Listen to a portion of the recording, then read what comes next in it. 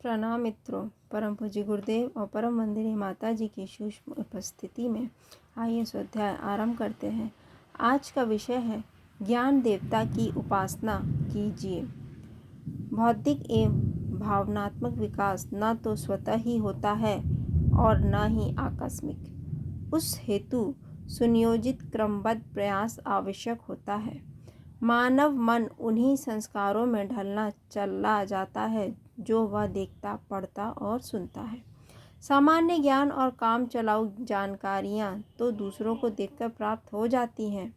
उठने बैठने, खाने पीने, पहनने ओढ़ने, नहाने धोने, सोने जागने और दिन काम करने से प्रवृत्ति ऐसे ही सामान्य प्रेक्षण से विकसित होती जाती है। किंतु मनुष्य का व्यक्तित्व इन्हीं गतिविधियों तक सीमित नहीं रहता। भावनाएं और विचार ही उसकी मुख्य प्रेरक शक्ति है। ये भावनाएं एवं विचार साहित्य द्वारा ही आकार ग्रहण करते हैं। सृष्टि एवं मानव जीवन के बारे में मनुष्य की धारणा साहित्य से ही बनती है। वह सुनने को तो कम ही मिल पाता है। श्रेष्ठ ज्ञानवान पुरुषों के सत्संग के अवसर अधिक नहीं सुलभ हो पाते।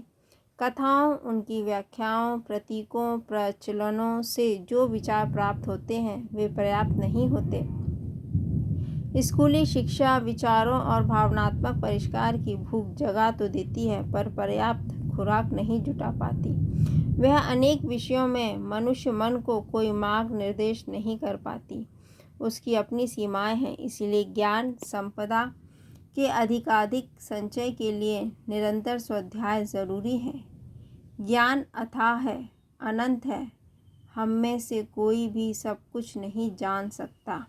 स्वाध्याय के लिए समय भी हमारे पास सीमित ही होता है। इसलिए जिन विषयों में अपनी विशेष रुचि हो उनकी जानकारी बढ़ाने की क्रमबद्ध योजना बनानी पड़ती है। वह अध्ययन कहलाता है। स्वाध्याय इससे भिन्न है। किसी विषय में हमारी रुचि क्यों है, दूसरे विषय में क्यों नहीं है, औरों की रुचि हमसे भिन्न क्यों है, मानव मन की इस विविधताओं का कारण क्या है, इन विविधताओं के भीतर क्या कोई अंतर्निहित एकता है, कोई सामान्य तत्व है।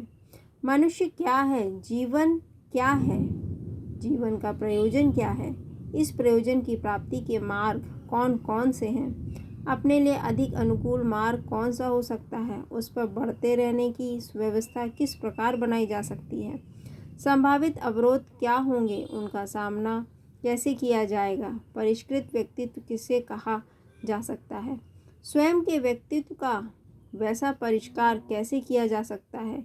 इन विषयों का ज्ञान प्राप्त करने के प्रयास ही स्वाध्याय के अंतर्गत आते हैं।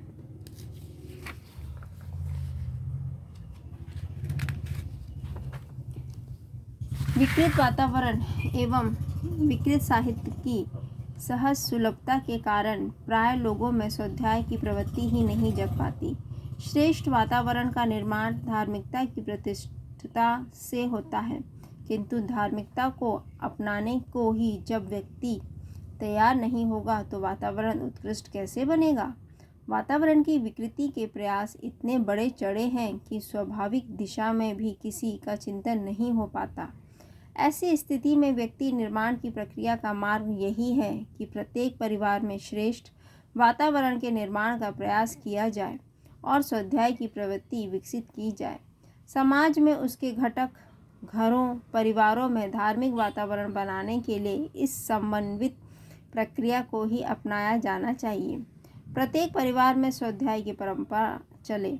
घर में यथासंभव स्वाध्याय का एक अलग कमरा रखा जाए, जैसे कि पूजन कक्ष होता है। समसामयिक अच्छी पत्र पत्रिकाओं के साथ ही उत्कृष्ट पुस्तकें भी वहां अलमारी में रहें और इस कमरे तथा अलमारी की सभी पुस्तकों की स्वच्छता का पूजा कक्ष की ही तरह ध्यान रखा जाए।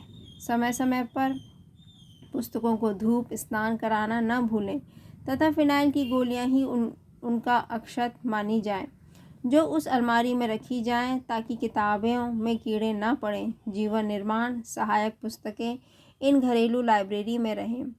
सत प्रेरणा देने और सद्विचार सद्भावनाएं जगाने वाला साहित्य कहाँ से मिल सकता है। प्रयास करने पर इनकी जानकारी पाना कठिन नहीं। श्रेष्ठ विचार, उत्कृष्ट भावनाएं और भव्य कल्पनाएं अच्छी पुस्तकों में ही उपलब्ध हो सकती है। इसलिए जीवन को विकास एवं प्रगति की दिशा में अग्रसर बना सकने में परिवार के सभी सदस्य समर्थ हो सके, इस हेतु उनमें स्वाध्याय की प्रवृत्ति विकसित की जानी चाहिए। विचारों और भावनाओं के संघर्ष में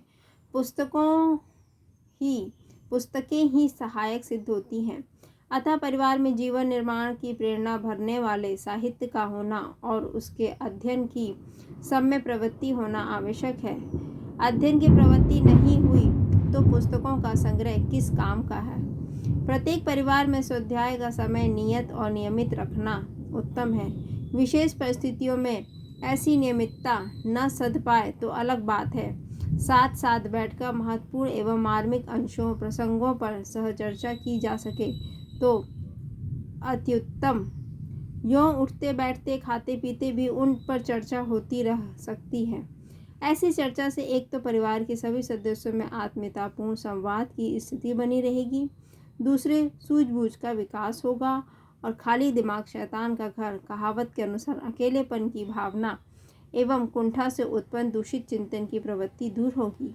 ज्ञान देवता की इस उपासना के साथ ही प्रत्येक घर में भाव देवता की नियमित उपासना भी चलनी चाहिए, तभी संतुलन सधता है। धन्यवाद मित्रों।